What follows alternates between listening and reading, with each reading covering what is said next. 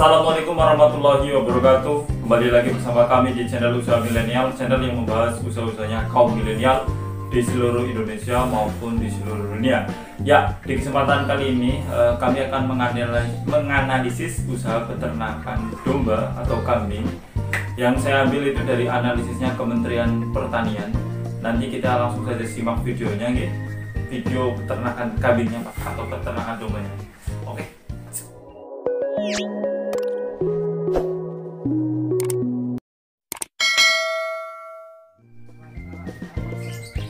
Ya, ini kita sedang berada di halaman rumah saya. Ini ada beberapa rumput yang suka dimakan oleh domba atau kambing. Ini namanya rumput odot, nggih. Rumput odot ini cocok untuk dikasih pakan untuk kambing. Ini depan rumah saya, nggih. Itu lihat ya, di depan rumah saya. Ini beralamat di Desa Penoli ya, RT 1 RW 2 Kecamatan Kalikundeng Kabupaten Purbalingga. Kita langsung saja ke belakang, ke kandang kambing ya, ke kandang kambing ya. Ini adalah usaha peternakan kambing atau peternakan domba, khusus ternak kambing dan domba, tidak lagi sekedar sebagai usaha sampingan atau hobi ataupun tabungan nggih. Usaha ini bisa dijadikan usaha pokok yang dapat diandalkan sebagai sumber pendapatan utama keluarga nggih. Ini ada dombanya gelap banget ya. Oke, kita terangin dulu biar iya. Oke, ganteng. Ini bisa, iya, ini kita perkenalan dulu dengan dombanya ya. Ini ada beberapa jenis domba yang diternakan di sini.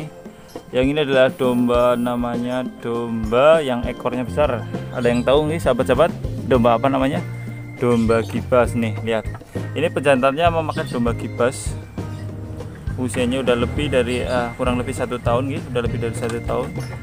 Ciri khasnya dengan ekor yang besar, wis mantap. Ekor yang besar itu kelihatan gitu, pejantan ada itunya dan itunya, itu pejantan gitu. Dan gitu. Ini pejantan untuk domba gibas berukuran gitu, super gede gitu, super besar. Ini domba betinanya. Domba betina di sini ada 2, yaitu domba betina untuk ekor kecil dan domba gibas. Ini 2 varian gitu, domba ekor kecil dan gibas. Perbedaannya apa sih? Ini perbedaan mendasar banget ya. Untuk domba yang bukan gibas, ekornya pasti kecil. Nah, ini betina gibasnya gitu. Ekornya sama gede. Tuh, itu apa? Ternak anakannya cempek. Di sini disebut dengan cempek gitu. Ekornya juga kecil, ekornya gede nggih, seperti indukannya. Ini domba gibas nggih. Yang ini domba gibas betina, ekornya gede. Ini anakannya juga ekornya gede, ini gibas nih. Kalau yang bukan gibas itu seperti apa? Jelas nih, lagi bobokan. Ini ekornya kecil, yang ini kecil, ini bukan gibas nih. Tapi ini sedang hamil ya, sedang hamil dengan postur yang sangat bagus nih. Badannya gede, bulunya ini didapat dari Dieng Wonosobo ini, domba-domba Dieng Wonosobo nih. Tapi bisa kok diternakan di sini nih. Nah, ini yang baru melahirkan kemarin nih. Yang ditaksir itu nanti akan melahirkan pada bulan Januari, tapi bulan Desember ini sudah melahirkan. Ini dia. Sebelum pilkada besok ini sudah melahirkan cempeknya. Ekornya kayak gitu ya, lucu ya. Lucu. Ini pejantan ya, pejantan. Nah, itu dia. Itu cempeknya, cempek. Oke. Di sini ada kurang lebih 4 indukan nggih, 4 indukan, 1 pejantan untuk pijah nih, 1 pejantan untuk pacek. 1 pejantan pacek. Iya, moni. Itu dia untuk paceknya. Ini baru berusia 2 bulanan lah, belum ya. Belum masuk 2 bulan nih, tapi indukannya sudah dikawinkan lagi. Ini sudah terlihat sudah hamil nih. Jadi ada 4 betina dan 1 pejantan dewasa. Dan sekarang yang tadinya cuma ada 5, sekarang sudah bertambah dengan ini 1 nih, 1, 2, di situ ada 2, 4, di sana ada 5, sudah ada 5, jadi ada total 10 ini dalam waktu kurang lebih 1 tahun ya, kurang lebih 10 bulan ya, sudah bertambah menjadi sekitar 10 nih.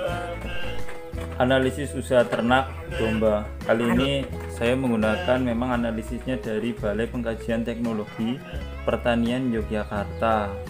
Ini saya terapkan di peternakan domba yang domba yang kali ini, yaitu ada 1 pejantan dan 4 betina. Itu saya menggunakan perhitungannya, saya terapkan di situ nggih.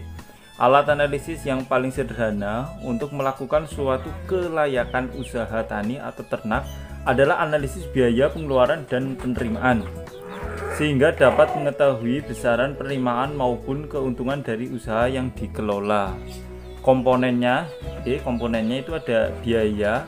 Biaya itu merupakan pengorbanan berupa benda atau uang yang benar-benar dikeluarkan usaha. Biasanya biaya itu ada berupa uang, tenaga, dan penyusutan peralatan perlengkapan kandang. Nah, di sini kalau tenaga itu masih bisa dikerjakan sendiri. Jadi tenaga itu kita tidak hitung berupa uang, yang dihitung adalah pembuatan kandang dan pembelian hewan ternaknya nggih, seperti itu. Terus ada biaya sarana dan prasarana produksi. Di sini ada jenis sepronak atau alat atau lain bibit kambing atau domba, kandang pakan, obat vitamin. Terus biaya transportasi memang harus dicantumkan.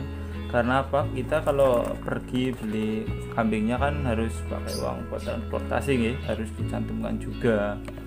Di sini juga ada biaya tenaga kerja, dan kebetulan tenaga kerja kita masih pakai tenaga sendiri, jadi tidak dihitung. Dan ada biaya implisit adalah biaya yang tidak dikeluarkan. Biaya eksplisit adalah biaya secara nyata dikeluarkan. Penerimaan ya jelas, kita setelah ternak pastikan ada imbasnya, yaitu hasil ternaknya, yaitu berupa anaknya. Biasanya berupa cempeng nggih, cempengnya itu. Terus keuntungan. Nah, di sini saya menggunakan perhitungannya RC dan BC. Keuntungan dan kerugian ternak merupakan selisih antara penerimaan dan total biaya pengeluaran. Apabila hasil pengeluaran tersebut menunjukkan angka positif, berarti suatu keuntungan. Sebaiknya apabila negatif, dapat diartikan bahwa suatu usaha tersebut mengalami kerugian nggih. Kalau hasilnya positif berarti kita mendapatkan keuntungan. Dan yang pokoknya itu ada RC atau Review Cost Ration, merupakan hasil pembagian antara penerimaan kotor dan total biaya produksi. RC 2.0 diartikan setiap satuan biaya yang dikeluarkan untuk usaha tani atau ternak akan menghasilkan penerimaan sebesar 2.0 satuan. BC atau Benefit Cost Ration merupakan hasil pembagian antara keuntungan bersih dengan total biaya produksi. BC 2.0 dapat diartikan bahwa setiap satuan biaya yang dikeluarkan akan menghasilkan keuntungan bersih 2.0 nggih. Kita langsung saja niki dengan analisis, yaitu jenis kambing yang diusahakan adalah jenis kambing domba dengan 4 betina 1 pejantan. Kandang dibeli seharga, kita kandang itu seharga 6 juta nggih, kita bikin sendiri seharga 6 juta dengan uraian sebagai berikut. Pakan menggunakan kita nggak beli pakan ya, pakan kita pengarit sendiri dengan lama usaha yaitu sekitar 2 tahun nggih. Kambing domba memproduksi anak nih, nanti anaknya yang diproduksi dari domba tersebut adalah sejumlah nih. Yang pertama itu ada 3 kali masa reproduksinya dengan jumlah anak kelahiran berapa ini? 5 per kelahiran ya. 1 kali kelahiran ada 5 nih. Karena ada 4 kita ambil aja 5 biar gampangnya. Terus secara rinci analisis usaha ternak dapat dilihat dengan seperti ini ya, dilihat seperti ini. Kita langsung hitung saja uraiannya. Jadi nanti ada komponen sewa lahan kita tidak masukkan karena memakai lahannya sendiri, kandangnya sendiri. Terus buat kandang, kita buat kandang total harga 6 juta Terus kita beli pejantannya 1.750.000, betinanya kita beli 4 seharga 1.500.000-an, total 6 juta Terus ada obat-obatannya obat cacing 15 botol kita beli dengan harga 210.000, antibiotik 100.000, vitamin B kompleks 2 botol kita beli dengan harga 28.000. Ini total pengeluaran 14.088.000. Itu untuk pengeluarannya Tapi belum berhenti di situ, Ada biaya pengadaan perlengkapan kandang. Kita harus paling kita beli arit kalau belum punya arit dan kantong kita hargai aja 25.000. Dan ini harus dicantumkan biaya transportasinya, kita cantumkan 240.000. Bunga modal selama ini 6% per tahun tadi. Tapi saya masih hitung 1 tahun ya 1 tahun ya, 6% per tahun 861.180 perak itu bunganya total di sini kita dapat angka 14.214.180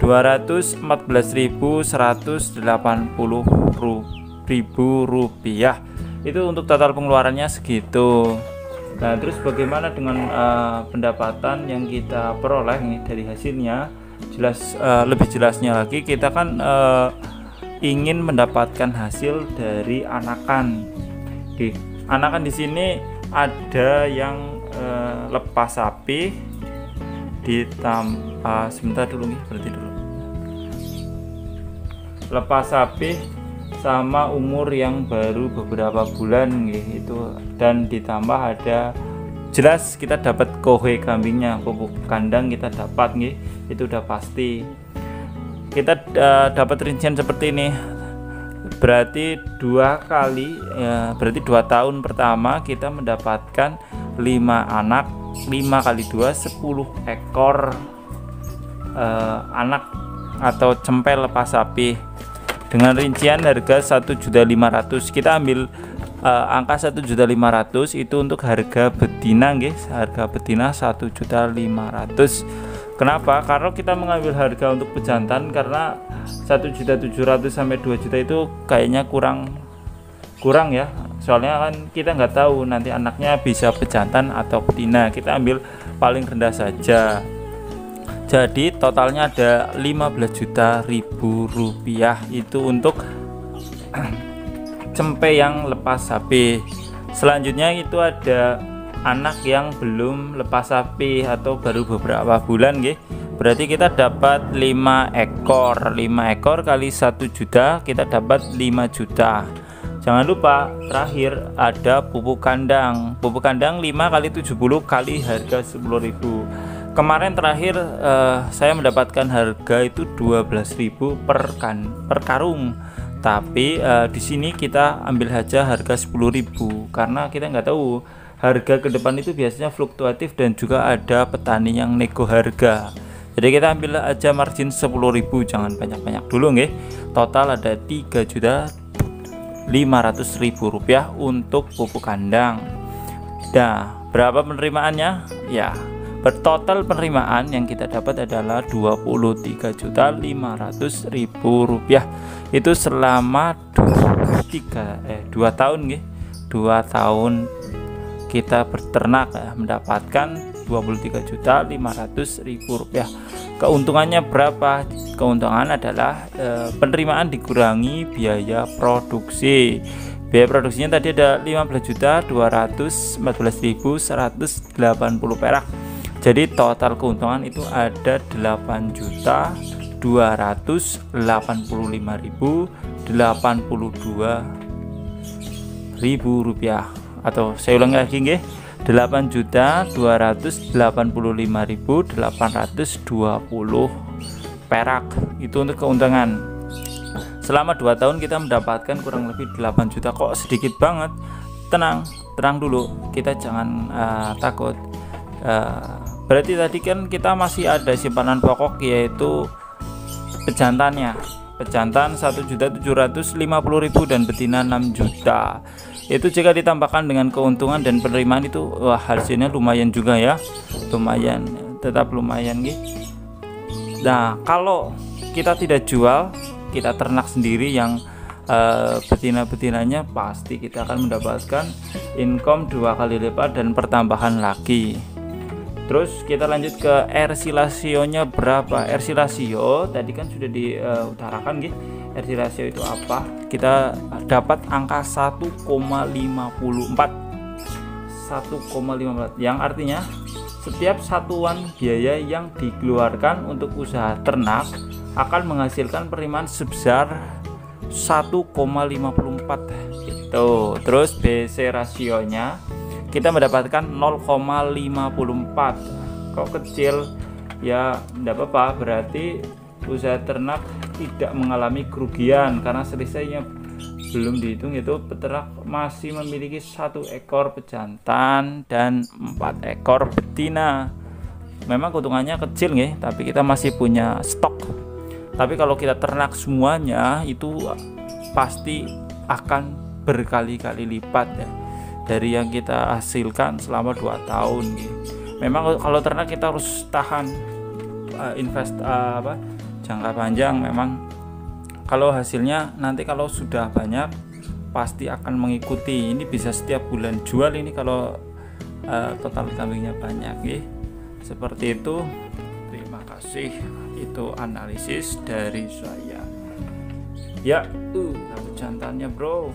Oke, terima kasih telah menonton video ini hingga akhir. Semoga dapat bermanfaat dan memotivasi sahabat-sahabat milenial untuk memulai usaha peternakan domba atau sekedar ingin menonton. Dan juga jangan lupa untuk bantu channel ini dapat berkembang dan menyajikan konten-konten yang menarik dengan cara klik like, komen, dan share ke seluruh sosial medianya sahabat-sahabat milenial. Dan jangan lupa untuk subscribe bagi yang belum, supaya tidak ketinggalan informasi-informasi yang kami upload di channel ini. Demikian dulu, wassalamualaikum warahmatullahi wabarakatuh.